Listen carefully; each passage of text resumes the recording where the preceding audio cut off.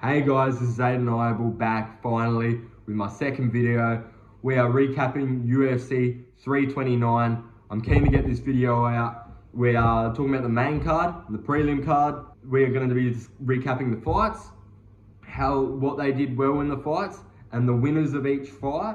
I'm going to suggest would be a great fight for them in their next fight and comparing what that would look like. Before we get into it, I'm supporting the Blessed with my Max Holloway shirt. Let's have a sus. Bang. Let's go. Let's get straight into it. First fight of the card on the prelims was Luke Riley versus Kai Kamaka. The result was Luke Riley knocking him out with a clean right hand that dropped him, and then he poured it on until the stoppage with ground and pound. The things Luke Riley did really well was he was quite bouncy on his feet. He was really light on his feet. He had a quick jab and a quick check left hook. The only thing I'm critical of is he did eat too many low kicks. And I will say the stoppage did seem a little bit early. Now, he was out on his feet. Maybe he would have taken too much damage anyway. But I still thought it was a little bit early. Luke Riley is a dangerous guy on the feet though. I like his style, crisp hands, crisp combos. I think he should fight next Nate the Train. Now, Nate the Train's a savage, so that's why I think this will be a banger fight. Featherweight bout. Luke Riley is 14-0, and 10 of those wins via KO/TKO. And he's 3-0 in the UFC. 2 of them are by finish, knockouts. Luke Riley is a pressure striker known for heavy hands and consistent output, and that's exactly what he showed in this fight. And what he showed in his last fights too. Nate Landwehr, he's riding a 3-fight losing streak, and they were all via KO or TKO. He's 18-8 in the UFC. Nate the Train's got more experience than Luke Riley. This is why I think this would be a great fight, because he's fought Cub Swanson and Dan Ige. These are guys that have been around for quite a while. These are household names. He's known for his relentless, high-paced and aggressive fighting style. These two are going to clash like a car crash. The age gap is 27 to 38. So Luke Riley's got the youngster side on him, so that could be a factor. The 27 to 38 is a big age factor. Let's get into the next fight on the prelims. Cody Garbrandt versus Adrian Yanez. Holy shit, Cody Garbrandt needs to get the hell out of here. He is washed. He needs to retire. He's got no chin left. He had his chin up in the air the whole fucking fight. He started off with a quick flurry of punches, showed dangerous hooks the whole fight, but he's always known for his dangerous hooks. He started off real quick off the bat, landed a few dangerous shots, but besides that, he didn't really have much else left. So Adrian Yanez showed that he had clean counter-punching. He rocked him bad with the counter right hook and right hand to finish the fight. Cody Garbrandt went fucking flying. Good stoppage. You saved this guy because he needs to retire. I'm going to say I think Adrian Yanez should fight Charles Jourdain next. I like Charles Jourdain. We'll get to him in a sec. To be a second option, I would say Adrian Yanez should fight. I would say Montel Jackson, but I think Charles Jourdain. Now let's compare their styles. So Adrian Yanez is 18-6-1 in the UFC, 12 via KO, and whenever I say KO, it's just going to be KO/TKO, just to keep it simple. 9 of those finishes were in the first round, and he's got a boxing heavy style.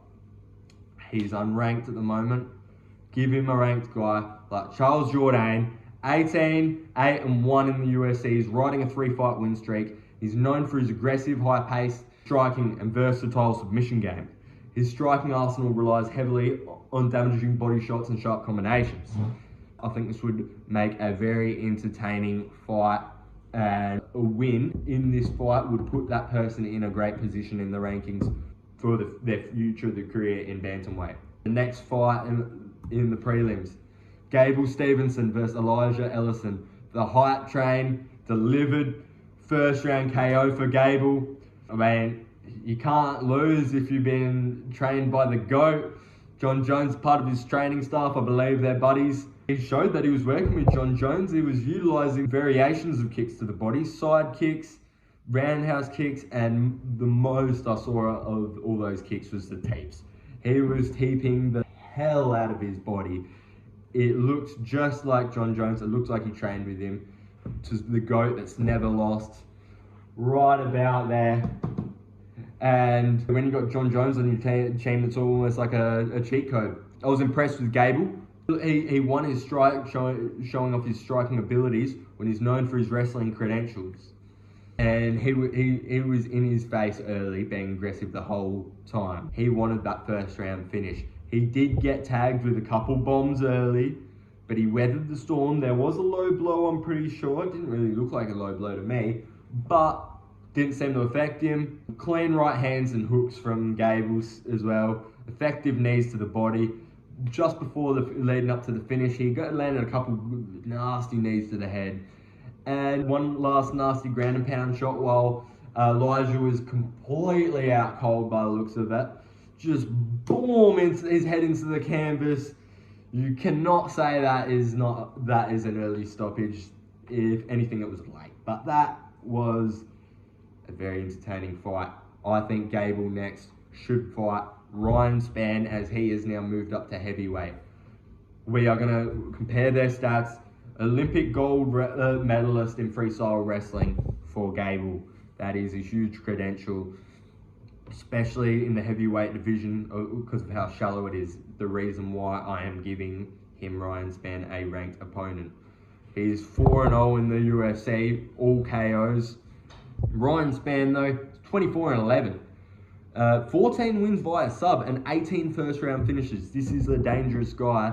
He's a 6'5" with a 79-inch reach.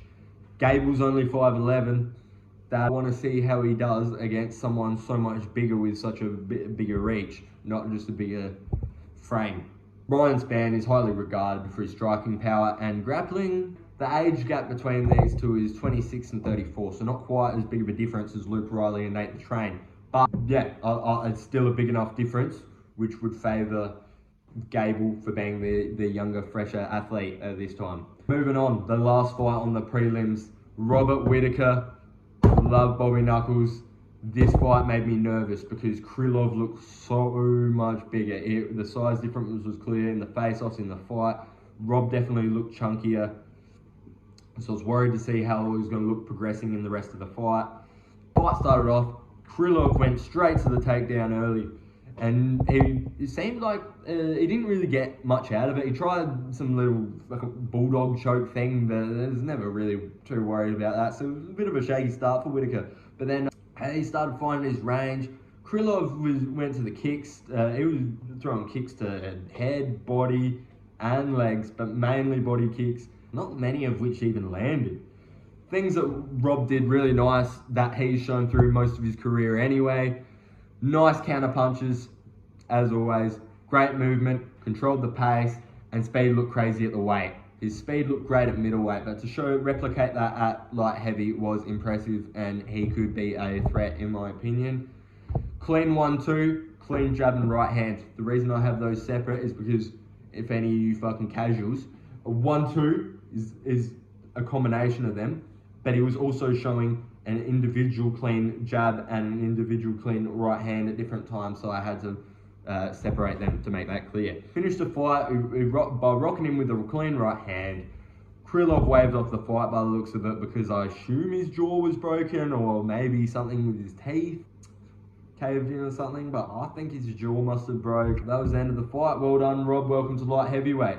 I think Rob should fight Volkan Oezdemir next. Volkan Oezdemir is dangerous. This would really test him, I think.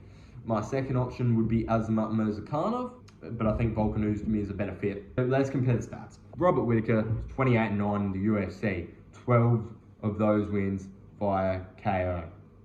He also is the first Australian to win a championship in the UFC. As I just discussed then, light heavyweight now is former middleweight world champ too.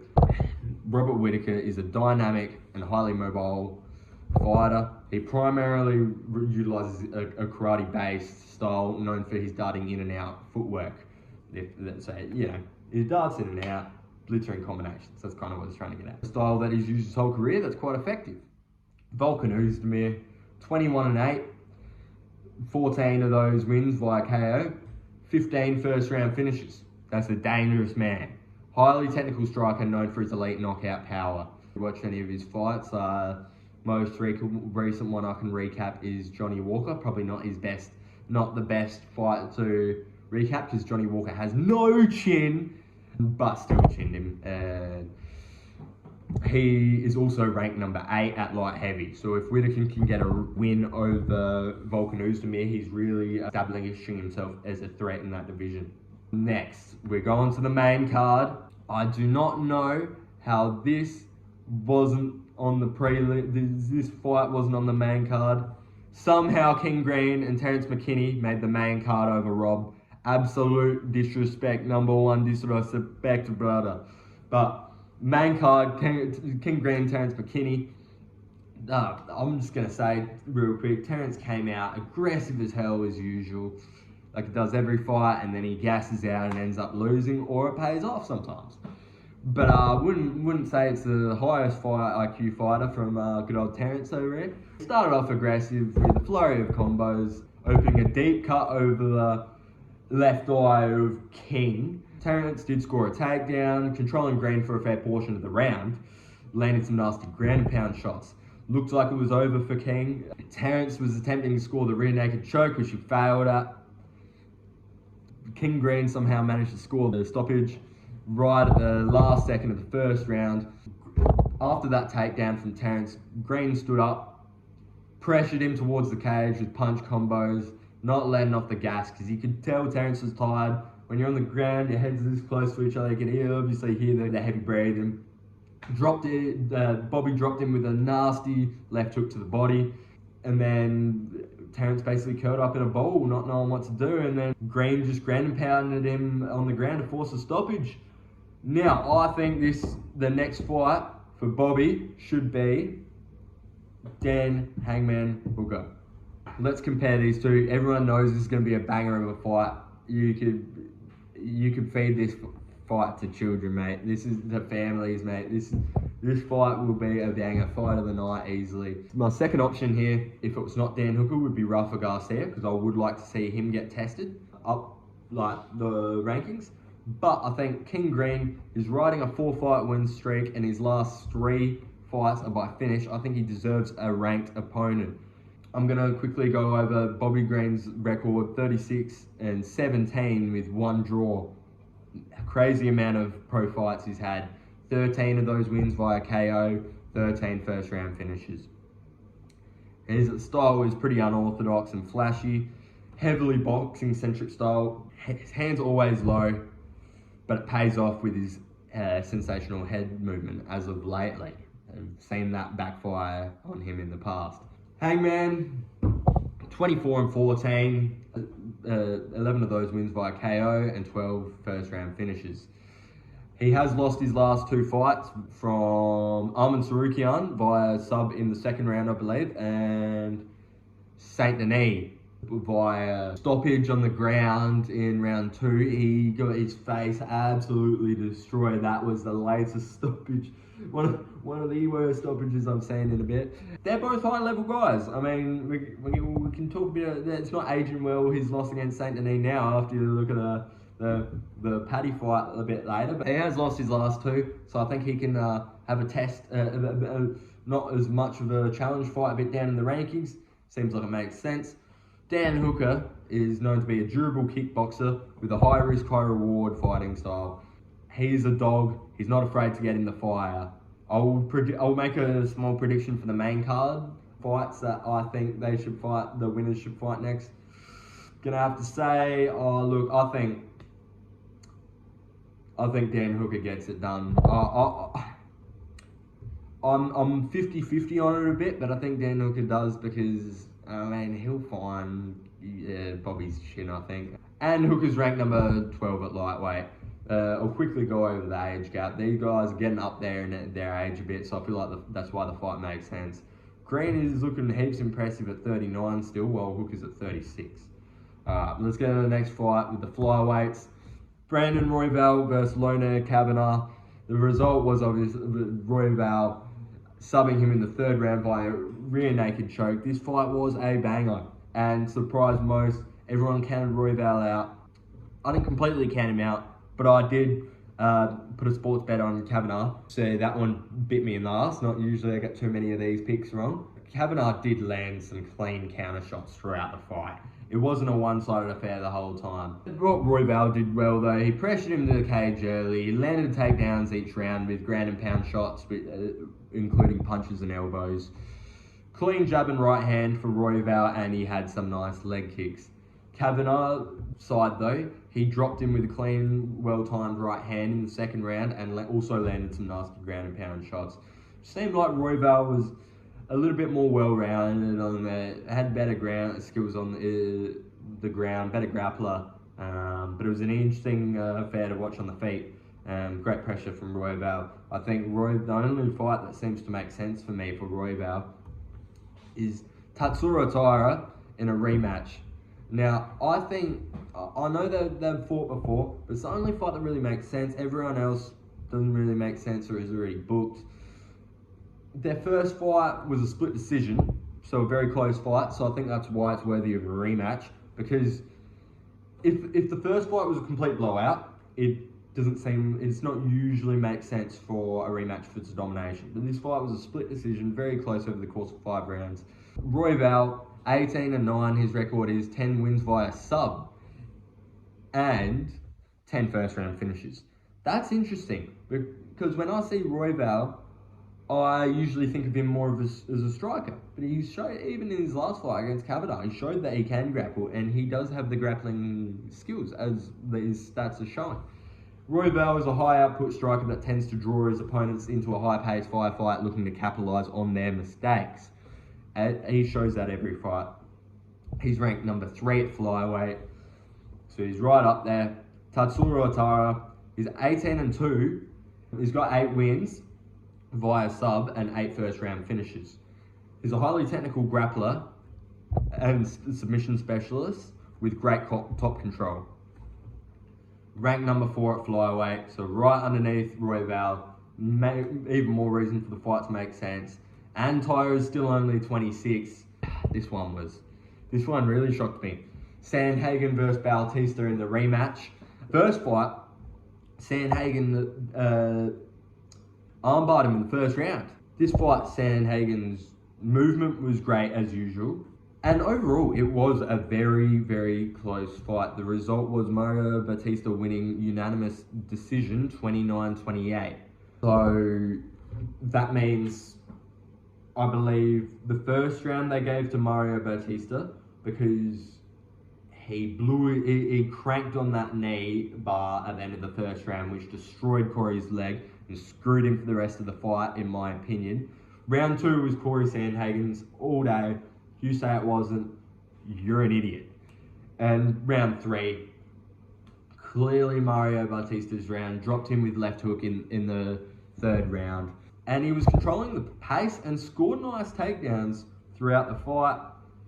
I thought it was a very close fight, although clear win still for Mario Bautista, 2-1. I think his next fight should be against David Martinez. Now, I know Mario's been working his way up the rankings and you think he deserves someone of Sandhagen. But you got Putian and Marab that are fighting in the trilogy, and then there's O'Malley there. I do have my second option as O'Malley, but I know they train together. I don't know if they do that, and I don't think the UFC is going to do that. I think they're going to leave O'Malley out for a bit. So comparing the stats here, Bautista's 18-3, and he's got 7 wins via sub.